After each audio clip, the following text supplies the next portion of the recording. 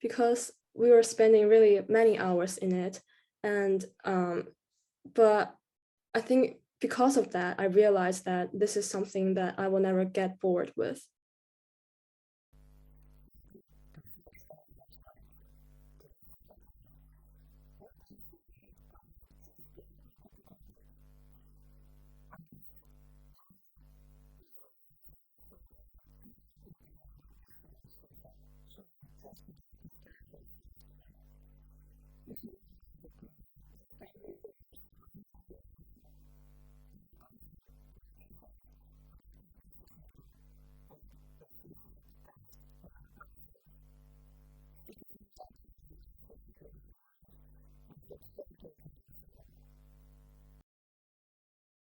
Welcome to Zhiyi Liu. How are you? I'm pretty good. You're good. Yeah. So this is interesting because in this series, I've always interviewed people who had been at Cambridge for a while, whereas you're the first person I interview who has not even started at Cambridge. You've just arrived, you're still in quarantine, and you are just about to start your first year. We met once over video last year, about a year ago, just a little less than a year ago, when I interviewed you for your admission. Obviously, yeah. I admitted you, we admitted you. And so you're here about to start your first year at Trinity College, Cambridge in computer science. Would you please tell us something about you, what you like and what you're up to and what your interests are? Yeah, sure. So hi, everyone. I'm Zhiyi, and I'm an incoming fresher to study computer science at Trinity. And so aside from my course, in my spare time, I also enjoy listening to music and singing. So I guess that will be what I will be doing a lot in my spare time in the coming year too. Yeah. Great. So I asked this of everyone, how did you first get involved with computers, and how old were you when you wrote your first few lines of code? Yeah, sure. So there were some computer courses in primary school, but they were like about Microsoft Words and PowerPoints instead of programming. So the first time I got involved with programming was in my secondary school in grade 8 when I was 14 years old. It was actually that the Olympiad in Informatics team in my secondary school was recruiting new members. So just a quick note, the Olympiad in Informatics is kind of like a competition in computing. It is similar to a competition in math or in physics. It's just a counterpart in computing. So when I heard the news of the team recruiting, I just thought, well, I should give it a try. And I just joined without hesitating too much.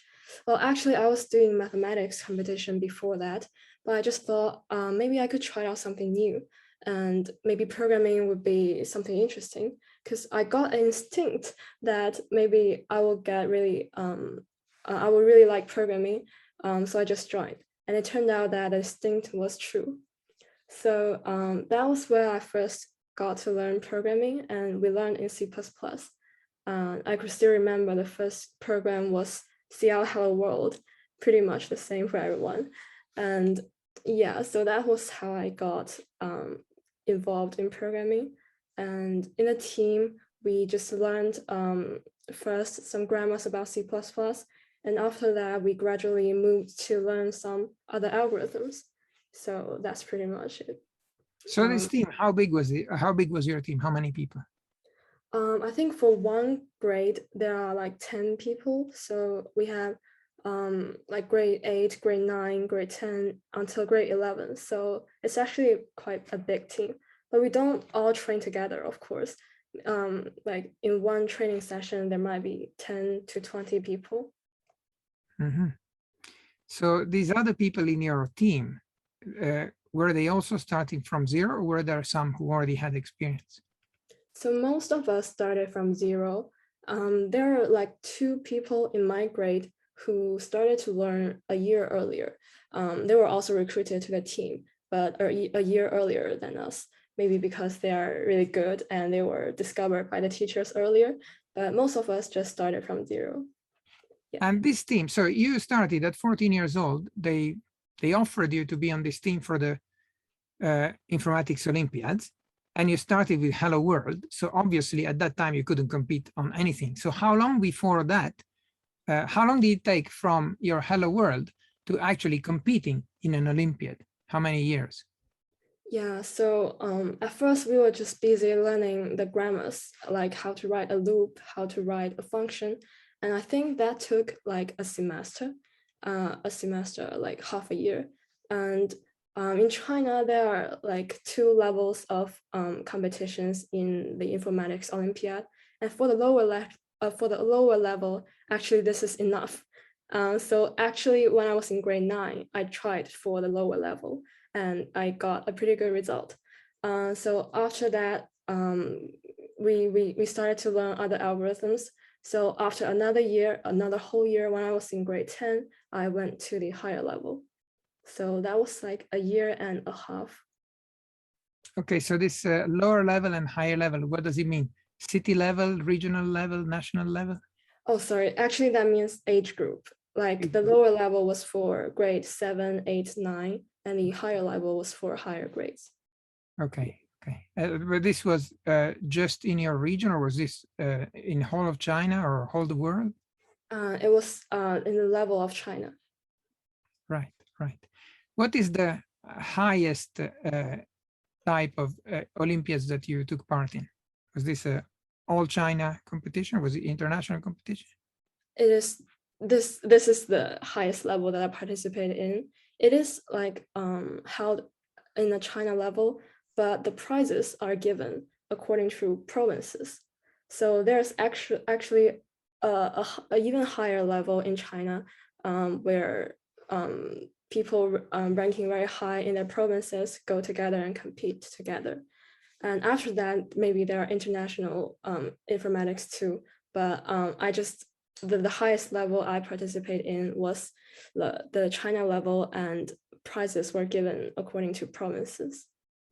Right. So the highest one you've done was at what age? In grade 10, I was 16 or 17. Yeah. How many did you compete in altogether? 3? No, the large ones only hold once a year, so I only joined 2. And there are some smaller ones, like not the China levels, and we did that also a lot. All right, very good. So did you enjoy this experience? Yeah, of course. But like when I was describing it to some of my friends who are not in computing, they find it maybe it's the problem of how I describe, but they find it sound a little bit boring. But for me, it is very enjoyable because like for our training, for most of the time, we were like having a piece of paper and a pen in our hand to trying to figure out a solution and then to type it up and try it out. If it works, then we will try to find even a better solution. It was just that kind of a repetition. It could really sound a little bit boring for some people, but I really enjoy the process of, concentrating on your solution and your program. I really enjoy that. Did you feel that doing this this competition, this preparation for the Olympiads was taking time away from your studies, and you had a duty to do well in your coursework, and this thing was a bit of a distraction, or did you not have that? Yeah, to be honest, it is taking up a lot of time. Like when it was about to have the competition, we even stopped going to other classes just to train whole day. So I kind of couldn't take the burden at that time because after going to high school, we have so many subjects to learn, and especially the humanities subjects that I'm not very good at. So it was a kind of heavy distraction for me. So after competing in the Olympiad in informatics in grade 10, I just made the decision to quit the training and to focus more on other subject study and also my own other exploration in computing. Okay. Would you say this was the this competition training that made you decide to apply to computing at university as opposed to any other subjects? Yes, I believe it is.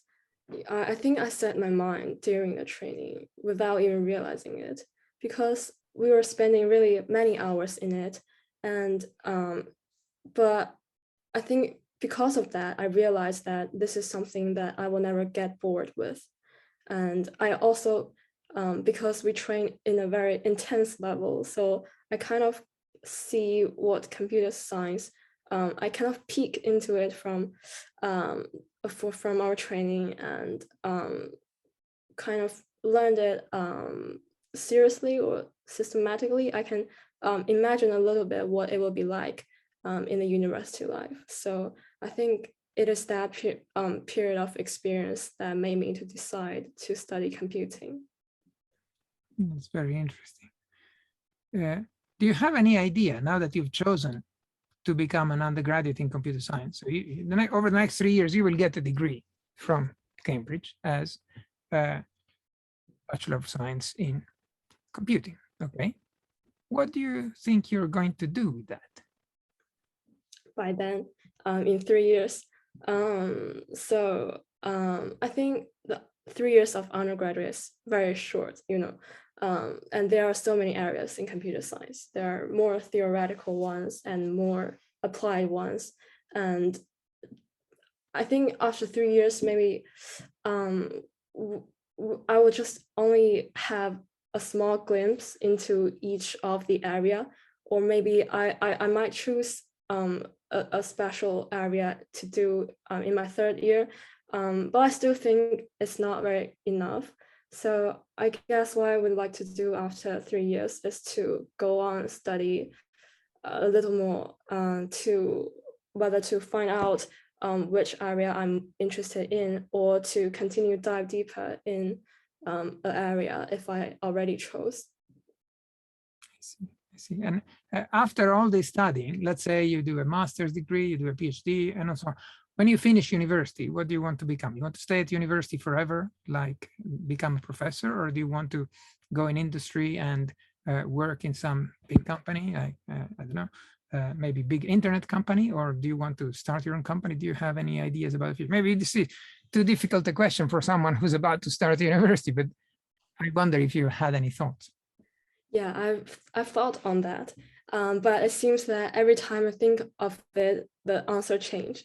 Like when I was maybe a little bit smaller, I think I will stay in the university and maybe do some research, because my personality when I was smaller was very shy, and I thought maybe I won't feel very comfortable in any big company. But after I grew up more, I found that maybe I would also enjoy developing technologies in industry, like working with the team and to create something very interesting. I guess I was also like that too.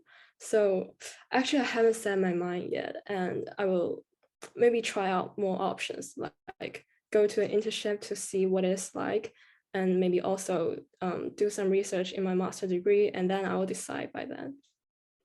Yeah, that's very wise. I think you said many wise things. You said 3 years is a short time. 3 years is a very short time compared to your whole career. This is a time when you're learning to learn, and you're learning to figure out what you're enjoying the most.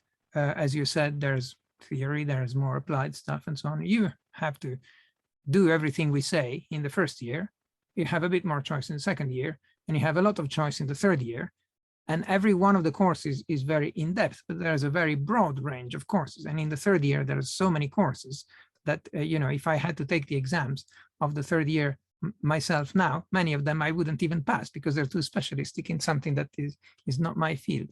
So you will, by the third year, already have an idea which direction you like the best. And then you will continue, dig deeper and so on and so on. But, this is a chance where you can think, maybe I had this feeling, but it was wrong when I actually tried to do it. I like this other thing better. So yes, use this time for figuring out what you like. And maybe by the time you're a professional, all these things will have changed completely beyond the things that we teach you. So All that matters is that you learn how to learn. But anyway, welcome for, well done for making it to here. This is just the beginning, but welcome to Cambridge, welcome to Trinity. And maybe the people who are listening to this are people who are aspiring to follow in your footsteps, and you're perhaps the closest to them than any other person I've interviewed in this series, because you're younger than all of them. You haven't even started. And so you're the one who's closest to the admission process, which many of them worry about. Many of our viewers are very concerned about admission because admission is so selective and so on and so on. And in particular, there is this test called the CSAT, which only some Cambridge colleges ask you to do, in particular Trinity. So you did do the CSAT. What are your views about the CSAT? Were you worried that, oh, I went to I applied to a college that asked me to do an extra test? Why did I do that? Maybe it was a bad idea. How did it go for you? Yeah, I think there are two common attitudes towards CSAT. One is seeing it as an opportunity to show yourself through yourself's ability, and the other attitude is maybe a little bit scared of it. And I think I am among the first, like to take this opportunity to show more understanding. Yeah, I think CSAT might be daunting to some people because it is a little bit more difficult than the TMUA, and maybe also because the time duration is a little bit long for this test.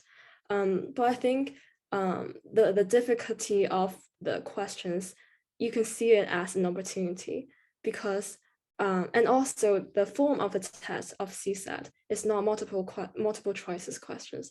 You need to write down the steps. So I think it gives you a chance to show how you think, how you approach a problem.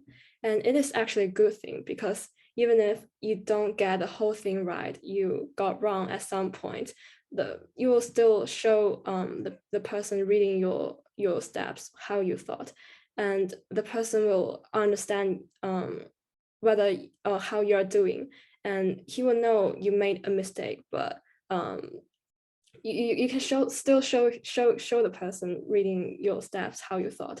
I think that is a very precious opportunity because you cannot do this with multiple choices questions. But in CSAT, you get to do this. And also CSAT allows us to choose from a range of questions, to choose a few questions that we feel the most comfortable with. And that is also something that we should make use of.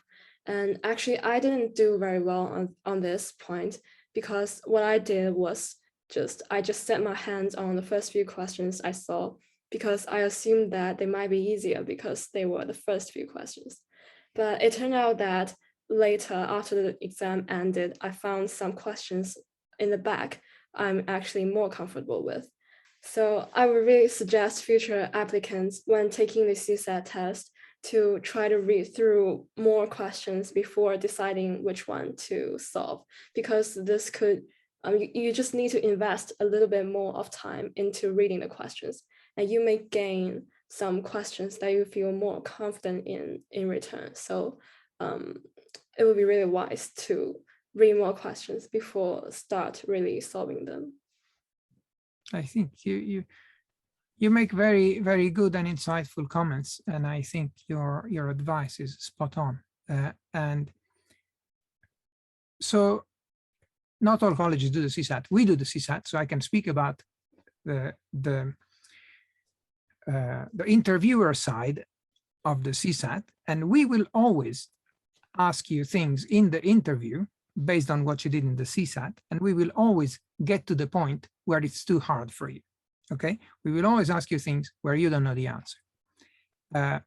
And that's not to make you feel stupid. That's to see how you react to being in a difficult situation. And when you get stuck, we will always help you. And by seeing how you react to the help, what you do, we will give you a little bit of help. When you make good use of it on the spot, by the way you react, we judge how talented for the field you are, how easy is it to guide you to greatness, because we want people who are great and we want to make them even greater in those 3 years, right? So we will always ask you something difficult, but because the CSAT has so many different types of questions. You can choose which ones you want to work on, and we can make any question arbitrarily harder. So you may think you've done something well and you're proud of it. That's great. So we make you work on that because it makes you feel confident, and you can show off the good stuff you've already done. We're happy to see you do that. And then we can say, well, what if we make this change and this other change? And we can keep making changes until it's something where you don't know where to go. And then the interesting part starts. And we say, okay, let's work together to try and find a solution to this other problem. And that, anyway, and the fact that you didn't choose the problems you were strongest on didn't seem to have done you any damage, because you were admitted anyway. So well done. I think all you said was very insightful, and your advice is good for people who want to decide whether to do that or not. Thank you very much.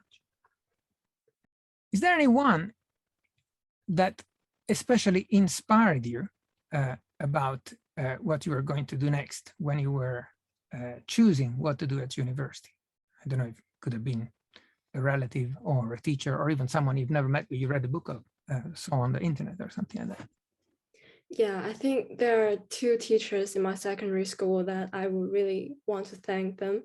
Like, one of them is my mathematics teacher, who taught me from grade 7 to grade 11, 5 years. And the other one is my coach in the Olympiad and Informatics team. So they really helped me to get on the right track, I would say, because before going to the secondary school, I thought I wasn't good at mathematics. Because I just didn't know how to correctly see myself and evaluate myself. I just kept comparing myself with other people around me, and I found that, well, maybe I'm not good at mathematics. But after I went to secondary school, I met this wonderful mathematics teacher who not only showed us how we should learn math and how the things in math is interconnected, how we should understand math. He also teaches us something very important, which is how to see ourselves. Like, he will give us very important, very practical advice on, for example, if you got a low score on an exam, what you should think of it, things like that. So I think after the 5 years of learning with him, I not only, of course, learned math in a way that I haven't imagined of before, and I also learned how to, find a place of myself and see myself. Yeah. So I think this math teacher helped me to kind of go on to the right track of learning math and also other STEM subjects in general. And my coach in the Olympiad and Informatics team, he was the first teacher of computing for me, and he was so important. I think he always makes things so straightforward, and he always looks very confident. So I think in that kind of atmosphere, all of his students, including me, also feel easier and feel less daunted by the algorithms. So I think he also helped me a lot, and without them, I don't think I would be here today. Mm-hmm. It's interesting you talk about confidence, because many people who apply to Cambridge, even if after they get into Cambridge, they suffer from what is called the impostor syndrome. Have you heard this phrase before? Yeah. So I don't need to explain to you what it means, but it's surprising the number of people who are obviously extremely good, otherwise we wouldn't have admitted them, who still think they're not good enough. Well, you are good enough. You are. Don't worry about it. No, but everybody else seems to be smarter than me. So did the teachings of your encouraging maths and Olympiad coach teacher help you in that respect? Do you feel that, well, you haven't met the other people around you in the year, so you can't really say if the other people in your year you think suffer from this, but what's your view about that? Yeah, I think imposter syndrome is kind of almost inevitable, happen on every person, and no matter in high school or in university. And for me, I think there are two ways I deal with it. One is I learned from my math teacher. For example, he tells us how to see the results you get on every exam. how to see it. Because like an exam is an evaluation of not only your ability on a subject, but also your condition in the previous maybe a few weeks. Because like how well you prepare and your mood will all affect your exam result. And so I think his attitude kind of influenced me to not seeing the exam results too severe. Like if I got low score, I won't just deny myself entirely. Maybe I will just prepare better next time and have a healthier study habit next time, and maybe it will turn better. And also another way that I personally do with imposter syndrome is just look at facts. For example, if there are some students who are smarter than me, and there are, I just take it as a fact. Even if like how hard I try, I can't catch them up, then I just accept it as a fact.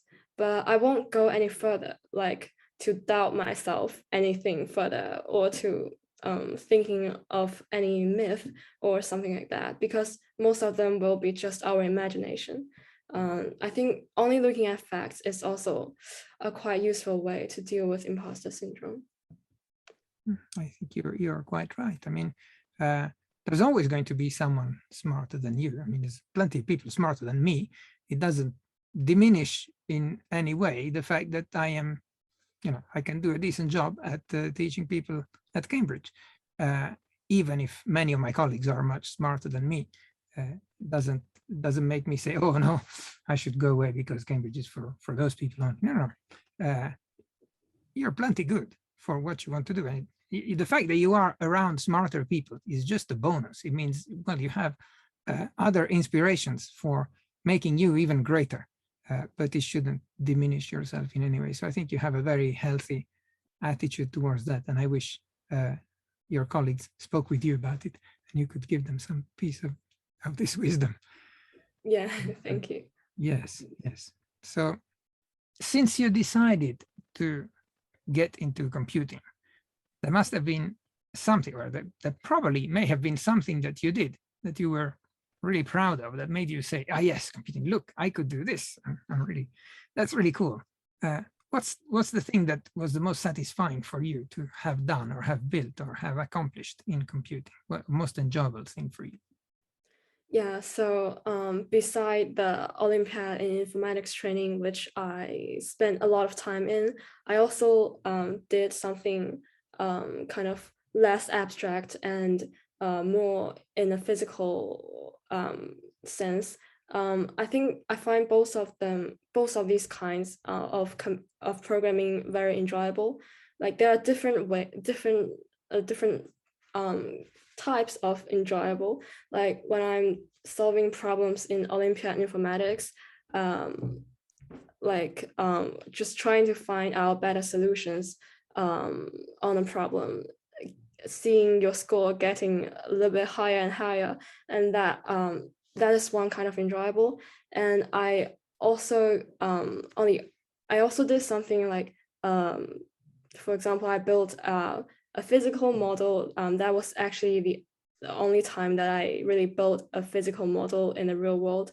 I built something that supports two players to play a game and to compete over the game. It was actually a very simple game and also not hard to code comparing to the Olympiad in informatics.